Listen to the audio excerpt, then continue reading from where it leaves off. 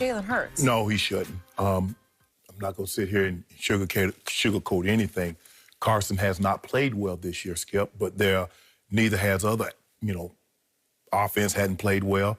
Defense had played particularly well in spots, although the defense, I believe, is the strong suit of the team.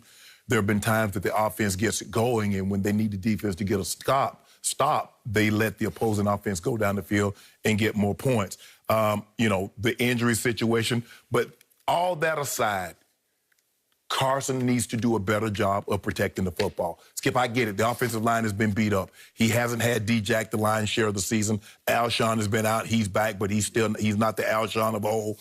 Zach Ertz is out.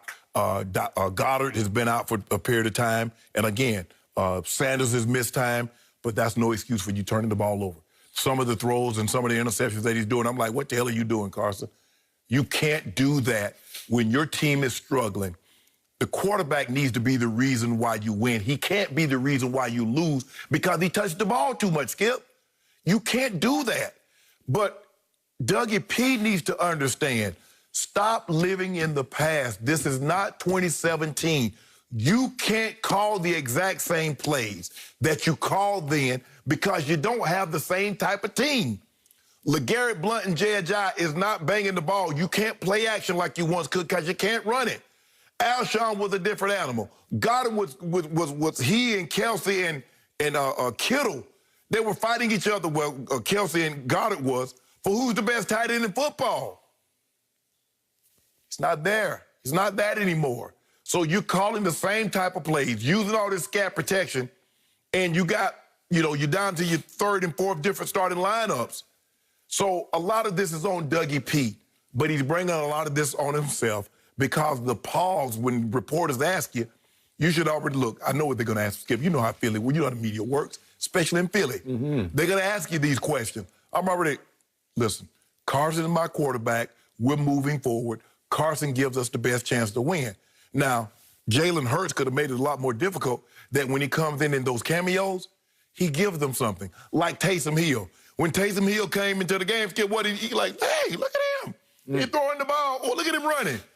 Jalen Hurts coming in the game, has he shown you any bright spots like that? No, he hasn't.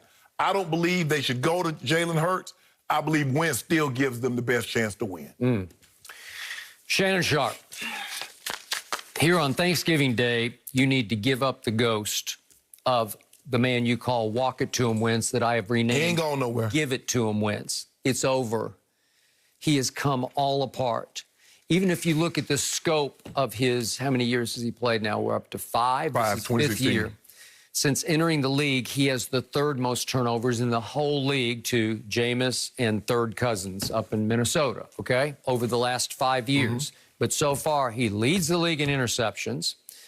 He leads the league in sacks, so he's holding on to the ball too long, even though his protection has obviously broken down occasionally. Right.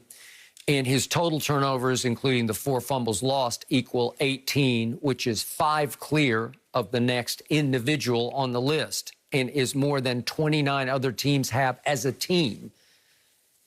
That's abominable. That's all-time bad. And it's pretty clear the coach has given up on him. Yeah. Because the coach is nobody's fool. He's been around. He's done Super Bowl press conferences. He knows how the media works, especially in Philadelphia. So he gets asked yesterday, are you thinking about any change at quarterback? Not today, on Wednesday, no. You're dropping a bombshell. Thank you. Not today, on Wednesday? And somebody says, well, what about Monday? Because they play on Monday night against Seattle at home. Long pause. I'm focused on getting better today. What? So the door is open? No. No, Carson is our quarterback. Well, you don't it doesn't sound very convincing. Are you thinking about it? Well, I think about a lot of things. Yeah, I think about a lot of things. Okay. I am a huge Jalen Hurts fan, as you know. I know him only from Alabama and Oklahoma. But I thought he was really good at Alabama under a lot of pressure, a lot of fire. Then he goes to Lincoln Riley, who helped transform him into a big-time college quarterback, who was second in QBR.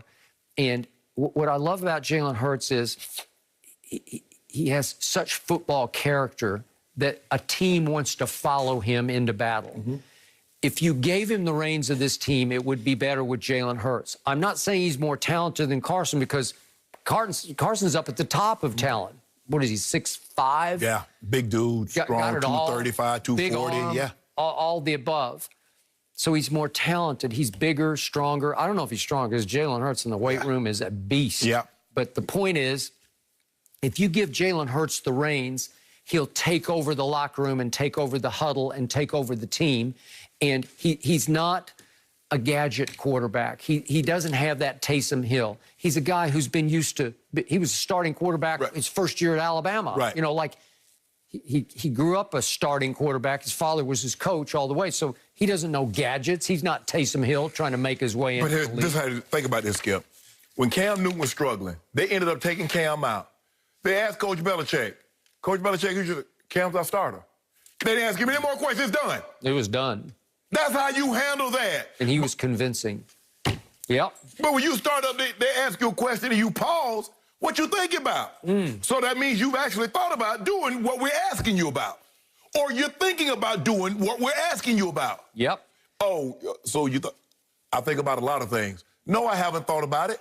Just like with Skip. You remember when Tom Brady struggled at Arrowhead? What do they call it? The Arrowhead, whatever, Monday Night Massacre or something. Oh, the 38 or whatever. The 44-14, something like that. 44-14. They asked Coach Belichick, are you going to bench Tom? You think about going? Coach Belichick, he laughed at him. He said, I'm on to Cincinnati. Come on. And all they did was go win the Super Bowl. Yep. After and as a matter of fact, Cincinnati was, if I'm not mistaken, 6-0 at that time. And they whitewashed them and they wiped boom. them out. And here they went. Doug, you bringing this on yourself. So I'm going to say it again. I told you this before the year. As a lifelong Cowboy fan, I have one fear in this division, and that is that they will hand the reins to Jalen Hurts because I would be in trouble if they do that. That's how much I believe in this young man. You should have another fear.